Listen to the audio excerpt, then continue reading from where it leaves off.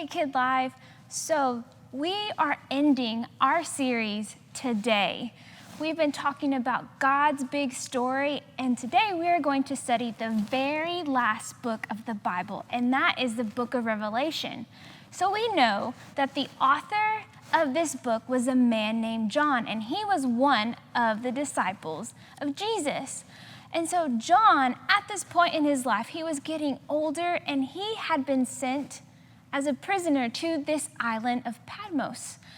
And he was sent here because the Roman emperor could not stop him from telling people about Jesus.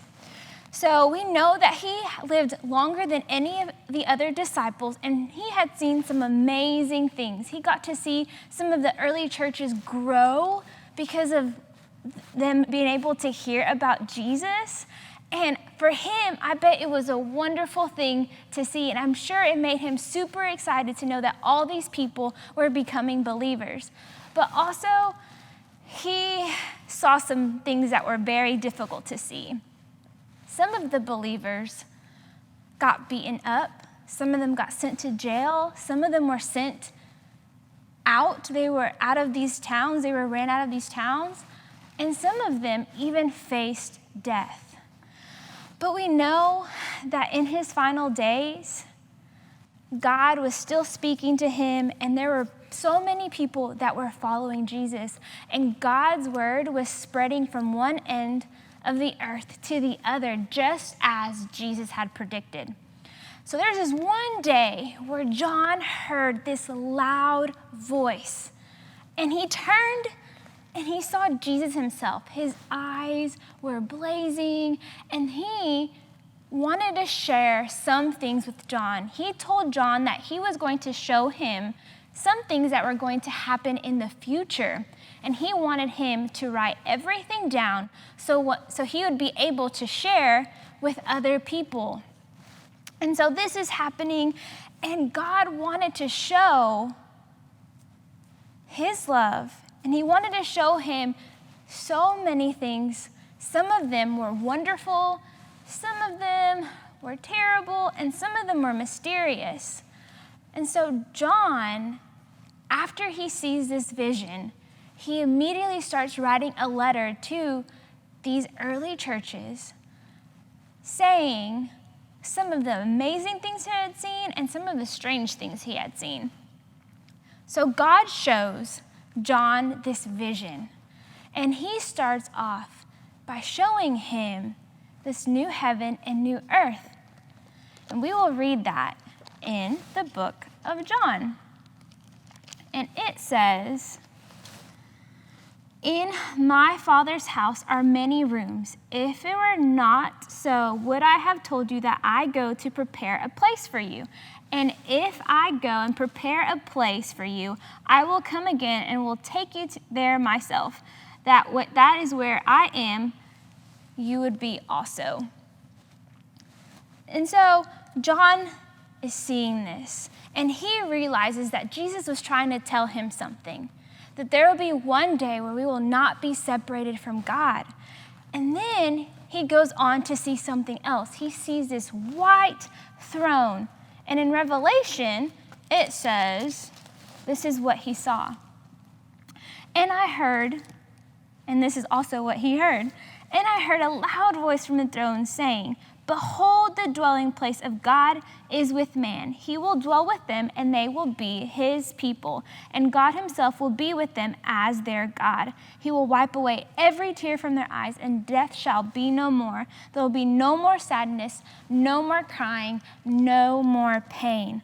So he was showing him the future, that God was going to make everything new, and he was going to show them how things should be.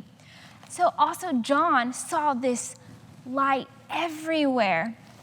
And this light, he said, "And the city had no need of sun or moon to shine on it, for the glory of God gives it light, and its lamp is the Lamb, Jesus." So this light was everywhere. It was beautiful. And not only was the light beautiful, the place was beautiful. And it continues to say, "Then the angel showed me the river of water of life, bright as crystal, flowing from the throne of God and of the Lamb through the middle of the street of the city. Also on either side of the river, the tree of life with its 12 kinds of fruit, yielding its fruit each month. The leaves of the tree were for the healing of the nations. And he also told them that God's servants will serve him, that they will see him and see his face. So in heaven, we will know that you will live out how you were created to be. There'll be no more sin, no more frustration, no more exhaustion.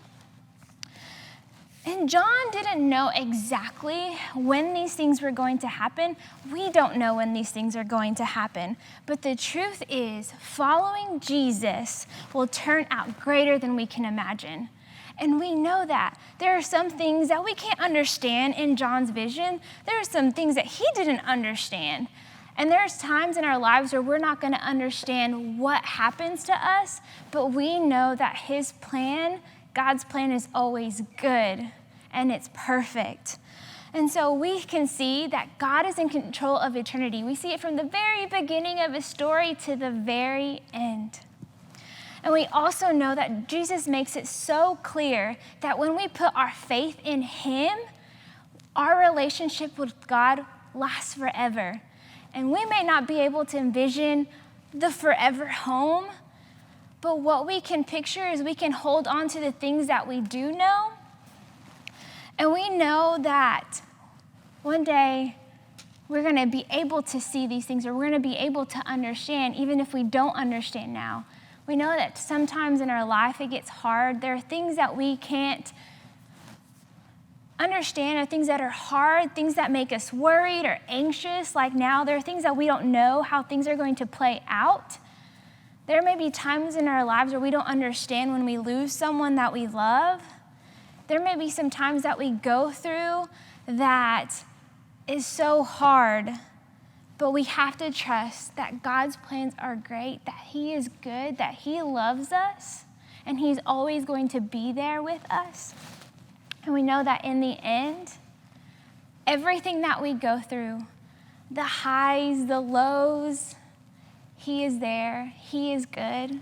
And we know and we can trust that in the end, through everything, that following Jesus will always be greater than we can imagine.